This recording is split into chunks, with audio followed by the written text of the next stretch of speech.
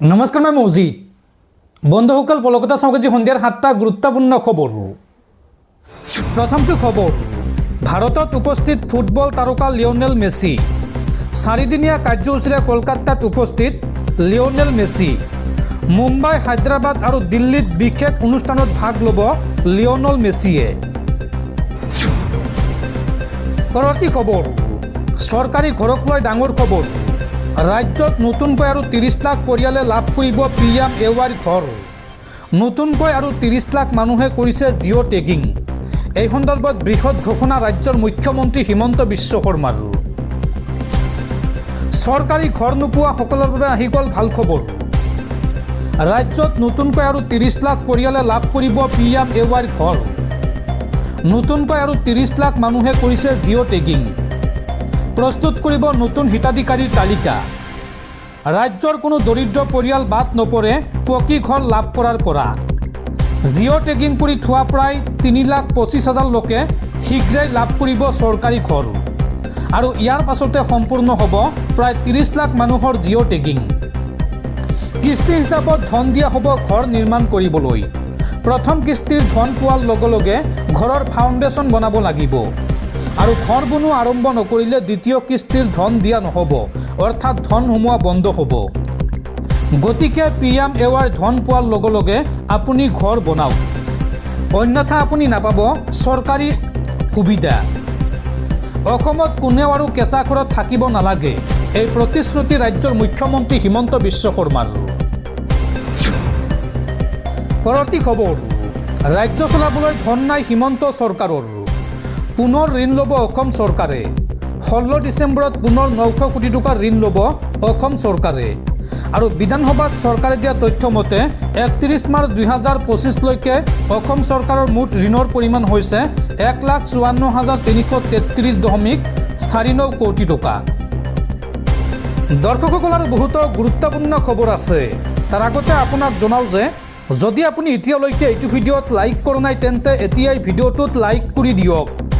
আৰু এনেকুৱা ধৰণৰ ভিডিঅ'সমূহ নিতৌ চাবলৈ চেনেলটো ছাবস্ক্ৰাইব কৰি কাষত থকা বেল আইকনটো প্ৰেছ কৰি ৰাখক। পৰৱৰ্তী খবৰ, ৰাজ্যৰ 4 ক্ৰিকেটাৰক নিলম্বন ACAৰ। চলিত ছয়ত মুস্তাক আলী ট্ৰফিৰ সময়ত মেচ ফিক্সিঙৰ অভিযোগত 4 ক্ৰিকেটাৰক নিলম্বন ACAৰ। লগতে এই 4 ক্ৰিকেটাৰৰ বিৰুদ্ধে গুৱাহাটীৰ অপৰাধ শাখাত গোচৰ ৰুজু কৰিছে ACAয়ে। মেচ ফিক্সিঙৰ অভিযোগত ৰাজ্যৰ 4 ক্ৰিকেটাৰক নিলম্বন। চলিত ছয়ত মুস্তাক আলী ট্ৰফিৰ সময়ত পোহৰলৈ আহিছে মেচ ফিক্সিঙৰ ঘটনা। ফিক্সিঙত জড়িতৰ অভিযোগত কেইগৰাকী ক্ৰিকেটাৰক নিলম্বন ACAৰ। 4 ক্ৰিকেটাৰে মেচ ফিক্সিঙৰ বাবে অসম দলৰ খেলুৱৈক প্ৰভাৱিত কৰাৰ অভিযোগ। আৰু নিলম্বন কৰা খেলুৱৈসকল হৈছে অমিত সিনহা, ঈশান আহমেদ, অমন ত্ৰিপাঠী আৰু অভিষেক ঠাকুৰীৰ বিৰুদ্ধে এই ভয়ংকৰ অভিযোগ উত্থাপন হৈছে। আৰু এইসকল ক্ৰিকেটাৰক ইতিমধ্যে নিলম্বন কৰিছে ACAই। আৰু এই 4 ক্ৰিকেটাৰৰ বিৰুদ্ধে গুৱাহাটীৰ অপৰাধ শাখাত গোচৰ ৰুজু কৰিছে ACAয়ে। পৰৱৰ্তী খবৰ, জুবিন গাৰ্গৰ হত্যাৰ গোচৰৰ চাৰ্জশ্বিট দাখিলৰ পিছত এই সন্দৰ্ভত প্ৰথমবাৰলৈ মুখ খুলিছে জুবিন গাৰ্গৰ পত্নী গৰিমা শইকীয়া গাৰ্গে।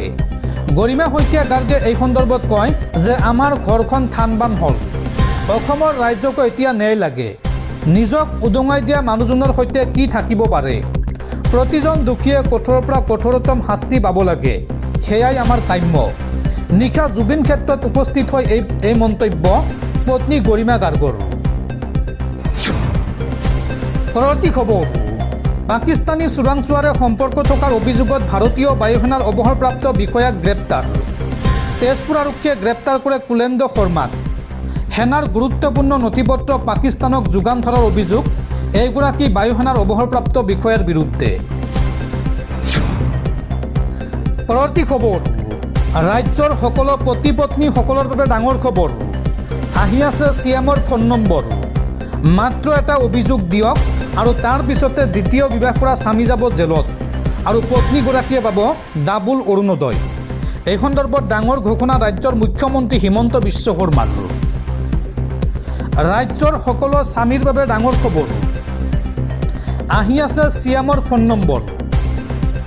এটা মাত্ৰ অভিযোগ দিয়ক আৰু তাৰ পিছতে দ্বিতীয় বিবাহ কৰা স্বামী যাব জেলত। আৰু পত্নীগৰাকীয়ে পাব ডাবুল অৰুণোদয়। বহু বিবাহক লৈ কঠোৰ ৰাজ্যৰ মুখ্যমন্ত্ৰী হিমন্ত বিশ্ব শৰ্মা।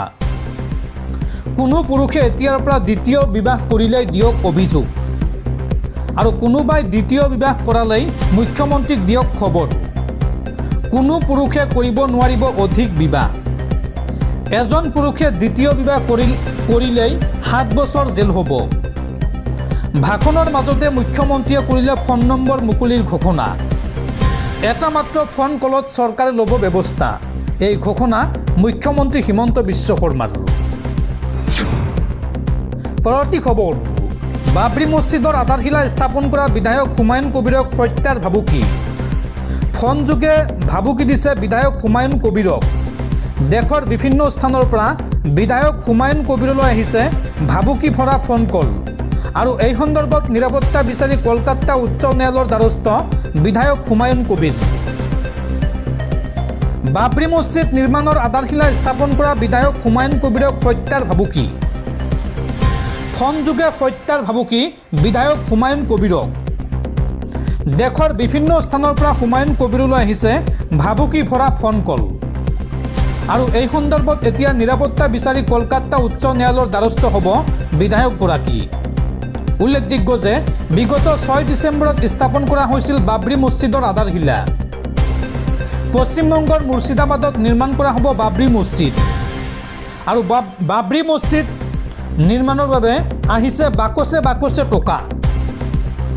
কোটি কোটি অনুদান দিছে মুছলমান লোকে, আৰু বাবৰি মছজিদ নিৰ্মাণৰ বাবে কোনো এক অজ্ঞাত ব্যক্তিয়ে দিছিল 80 লাখ টকা। আৰু এই পৰ্যন্ত বাবৰি মছজিদ নিৰ্মাণৰ বাবে আহিছে 3 কোটিৰো অধিক টকাৰ অনুদান। আৰু সেই বাবৰি মছজিদৰ আধাৰশিলা স্থাপন কৰা বিধায়ক হুমায়ুন কবিৰক এতিয়া হত্যাৰ ভাবুকি দিছে দুৰ্বৃত্তই। পৰৱৰ্তী খবৰ, অৰুণাচল প্ৰদেশত দুৰ্ঘটনাত মৃত্যু হোৱা শ্ৰমিকৰ পৰিয়ালক 7 লাখকৈ টকাৰ আৰ্থিক সাহায্য দিব কেন্দ্ৰীয় আৰু ৰাজ্য চৰকাৰে। এই ঘোষণা কেন্দ্ৰীয় মন্ত্ৰী সৰ্বানন্দ সোণোৱালৰ। উল্লেখযোগ্য যে অৰুণাচলত হোৱা এই ভয়ংকৰ পথ দুৰ্ঘটনাত অসমৰ 21 গৰাকীকৈ শ্ৰমিকৰ মৃত্যু হৈছিল, আৰু বৰ্তমানো অব্যাহত আছে উদ্ধাৰ অভিযান। পৰৱৰ্তী খবৰ, ৰাজ্য চৰকাৰৰ বৃহৎ সিদ্ধান্ত। 3 বিতৰ্কিত এছিএছ বিষয়াৰ নিলম্বনৰ ম্যাদ বৃদ্ধি। এছিএছ বিষয়া নুপুৰ বৰাৰ পুনৰ 3 মাহলৈ বৃদ্ধি কৰা হৈছে নিলম্বনৰ ম্যাদ, আৰু লগতে মনীন্দ্ৰ বৰদলৈ আৰু হেমন্ত কুমাৰ দত্তৰ নিলম্বনৰ ম্যাদ বৃদ্ধি কৰা হৈছে। উল্লেখযোগ্য যে নুপুৰ বৰা আয় বহিৰ্ভূত সম্পত্তিৰ গোচৰত গ্ৰেপ্তাৰ হৈছিল, আৰু আন 2 বিষয়া সাংসদ অজিত কুমাৰ ভূঞাৰ সাংসদ পুঁজি কেলেংকাৰীত গ্ৰেপ্তাৰ হৈছিল। পৰৱৰ্তী খবৰ, ফাষ্ট ট্ৰেক আদালতত হ'ব জুবিন গাৰ্গৰ মৃত্যুৰ বিচাৰ।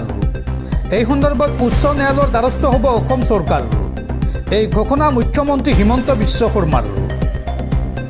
অসম চৰকাৰে জুবিন গাৰ্গৰ মৃত্যুৰ গোচৰৰ বাবে এখন দ্ৰুত আদালত অৰ্থাৎ ফাষ্ট ট্ৰেক কোৰ্ট স্থাপন কৰিবলৈ গুৱাহাটী উচ্চ ন্যায়ালয়ৰ কাষ চাপিব।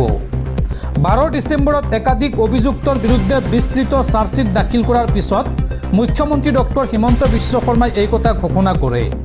সাংবাদিকৰ সৈতে হোৱা কথা বাৰ্তাত মুখ্যমন্ত্ৰী শৰ্মাই নিশ্চিত কৰি কয় যে ৰাজ্য চৰকাৰে গুৱাহাটী উচ্চ ন্যায়ালয়ৰ মুখ্য ন্যায়াধীশৰ ওচৰত দ্ৰুত আদালতৰ বাবে আবেদন কৰিব, আৰু এবাৰ গোচৰটো ছেছন আদালতত দাখিল হোৱাৰ পিছত এজন বিশেষ ৰাজহুৱা অধিবক্তা নিযুক্তি দিব। তেওঁ কয়, এতিয়া আমি এই পদক্ষেপসমূহকে সাৱধানে ল'ব লাগিব। উল্লেখযোগ্য যে মুখ্য ন্যায়িক দণ্ডাধীশৰ আদালতত দাখিল কৰা এই চাৰ্জশ্বিটখন প্ৰায় 12,000 পৃষ্ঠাৰ নথিপত্ৰৰে সমৃদ্ধ। চাৰ্জশ্বিটত কেইবাজনো লোকৰ বিৰুদ্ধে ভাৰতীয় ন্যায় সংহিতাৰ ধাৰা 103ৰ অধীনত হত্যাৰ অভিযোগ সন্নিৱিষ্ট কৰা হৈছে, আৰু জুবিন গাৰ্গৰ 2জন ব্যক্তিগত নিৰাপত্তাৰক্ষীৰ বিৰুদ্ধেও পৃথক অভিযোগ অনা হৈছে। মুখ্যমন্ত্ৰী শৰ্মাই লগতে কয় যে যদিও ছিংগাপুৰৰ পৰা নথিপত্ৰ সংগ্ৰহ কৰা হৈছিল, মূলতঃ অসমৰ ভিতৰতে সংগ্ৰহ কৰা সাক্ষ্যৰ ওপৰত ভিত্তি কৰি এই গোচৰটো শক্তিশালী কৰি তোলা হৈছে। তেওঁ কয় যে যদি আদালতে কয় যে ছিংগাপুৰৰ নথিপত্ৰ গ্ৰহণযোগ্য নহয়, তেন্তে আমি এনেদৰে এখন চাৰ্জশ্বিট দাখিল কৰিছোঁ যে অসমতে সংগ্ৰহ কৰা নথিসমূহেই অভিযোগ প্ৰমাণ কৰিবলৈ যথেষ্ট। মুখ্যমন্ত্ৰীয়ে ন্যায়িক প্ৰক্ৰিয়াৰ ওপৰত আস্থা প্ৰকাশ কৰি কয় যে আমাৰ ন্যায়পালিকাৰ প্ৰতি আমাৰ সম্পূৰ্ণ সন্মান আছে। আমি তেওঁলোকৰ স্বাধীনতাৰ বিষয়ে জানো। আমি তেওঁলোকৰ নিৰপেক্ষতাৰ বিষয়ে জানো আৰু আমি জানো যে কেনেকৈ ন্যায়পালিকাই সদায় এজন ভুক্তভোগীক ন্যায় বিচাৰ প্ৰদান কৰে। তেওঁ লগতে কয় যে চৰকাৰে এতিয়া আদালতৰ কাৰ্যক্ৰমৰ বাবে অপেক্ষা কৰিছে।